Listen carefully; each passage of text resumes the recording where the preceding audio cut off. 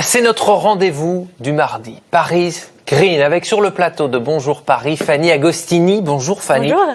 Une chronique qui donne la pêche aujourd'hui. Ah oui, absolument, puisque quelque chose de phénoménal est en train de se passer sur le territoire francilien, alors que peu de personnes le savent, car derrière un concept, la MLC, se cache vraiment une formidable opportunité de revoir notre façon de penser l'économie. La monnaie locale. Oui, de redonner la valeur de l'argent. Elle est complémentaire, cette monnaie. La MLC, monnaie locale et complémentaire. Alors le principe de base, c'est que vous et moi, toi Aurélie, toi Max, on est capable de créer une nouvelle monnaie. Ce n'est pas simplement un privilège réservé à la Banque centrale, ni même passible de peine. À partir du moment où cette monnaie ne vient pas supplanter la monnaie nationale, qui est l'euro, donc c'est une monnaie qui est bien complémentaire. Mais vous allez me dire, à quoi ça sert alors qu'on a déjà de la monnaie? Ça sert à quoi d'en mettre une nouvelle en circulation? À quoi ça sert donc?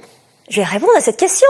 Il y a vraiment un but fondamental, c'est celui de faire en sorte que les activités économiques bénéficient au territoire avant tout et en véhiculant aussi certaines valeurs. La citoyenneté, évidemment, le lien social, la démocratie et l'écologie, car derrière ça, il y a bien évidemment l'idée de produire beaucoup plus localement. Alors qu'à l'inverse, eh bien, quand on va consommer dans une grande chaîne, eh bien, l'argent dépensé ne va pas directement aux acteurs économiques d'un territoire, mais va plutôt être injecté très loin dans la finance. Et en partant de ce principe, les Montreuillois, habitants de Montreuil, et en s'inspirant de Rob Hopkins, qui est l'un des pères fondateurs du mouvement de ville en transition pour une économie plus saine, donc c'est vraiment un grand monsieur, ce Rob Hopkins, eh bien, les Montreuillois, ils sont inspirés de cela, et il y a 1 an et demi, ils ont décidé de créer une monnaie locale. J'ai quelques exemplaires dans les mains. Cette monnaie s'appelle la pêche, la pêche de Montreuil. Alors, comment fait-on? Comment ça marche? Dites-nous tout, Fanny. Mais le fonctionnement, il est ultra simple. Il suffit d'abord de le vouloir, c'est la base, et puis d'aller trouver un imprimeur, un graphiste pour faire de jolis billets, avec tout à fait cette idée de faire les choses bien, de manière sécurisée. Donc, comme la monnaie traditionnelle, c'est du papier filigrané, impossible de faire de la reproduction car c'est imprimé en 3D. Vous avez aussi une petite couche argentée, un numéro de série. On peut pas les confondre avec des euros. Mais pas du tout. Et à partir de là, vous faites aussi des petites incrustations pour les non-voyants. Vous développez des comptoirs de change avec un taux de change ultra simple. Une pêche égale 1 euro. Du papier recyclé, évidemment. Si possible.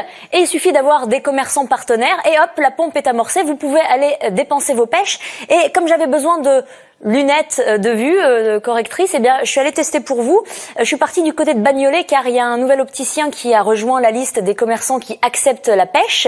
Et je suis allée voir Adrien, l'opticien, et sachez que ces lunettes de vue, eh bien, je les ai achetées intégralement en pêche de Montreuil. Alors, là, en l'occurrence, c'est Bagnolet, mais je les ai achetées avec ces billets-là, mes nouvelles lunettes. Et comme le nom de salle de concert également. Adrien l'opticien, mais aussi d'autres commerçants qui acceptent de se faire payer en pêche. Mais ce qu'il faut se dire, c'est que c'est pas un phénomène marginal et c'est même devenu complètement viral. C'est pas du tout loufoque de créer une nouvelle monnaie. Il y a de plus en plus de commerces qui adhèrent, des commerces de bouche. Vous avez des magasins de vêtements, on a vu l'opticien, il y a des plombiers, car tous ces acteurs ont compris qu'il y avait un intérêt à ce que l'argent reste sur le territoire. Ça fait vraiment un nouveau rapport à la clientèle, ça crée du lien social, évidemment, c'est très important et l'argent reste vraiment sur un périmètre beaucoup plus restreint. Donc il y a Montreuil, mais il y a aussi Bagnolet, il y a aussi Vitry, bientôt Alfortville, Saint-Denis, dans Paris Intramuros aussi, certains commerçants acceptent désormais la pêche, c'est en train de se répandre et puis il y a plein d'exemples maintenant aussi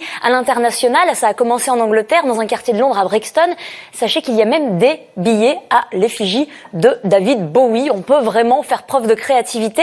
Il y a même pour l'humour et pour le défi un billet de 21 qui a été édité. Alors en France, vous le savez peut-être pas, mais il y a quand même 40 monnaies locales différentes qui circulent. Dans le 11e arrondissement, ça vient de se lancer. Ouais. On en avait parlé. Oui. Donc vous voyez comment c'est quand même quelque chose qui est en train d'émerger et de se répandre. Vous avez le Stuc en Alsace, vous avez la Gonette à Lyon, vous avez aussi la Doum en Auvergne, et puis les Ouska au Pays Basque. Tous les brasseurs, tous les brasseurs acceptent la monnaie locale pour être payés. Donc c'est vraiment quelque chose de novateur. Ce qu'il faut savoir, c'est que la monnaie fiduciaire, c'est-à-dire le sonnant et le trébuchant, ce que vous tenez dans vos mains, c'est seulement 10% de la monnaie qui circule. Le reste, c'est des écritures sur des comptes, c'est de la monnaie scripturale qui sert uniquement à la finance et à l'enrichissement. Rappelons juste que la monnaie, elle a pour utilité première, pour but premier, d'échanger entre les acteurs sur un territoire. Faut vraiment se rappeler de ça.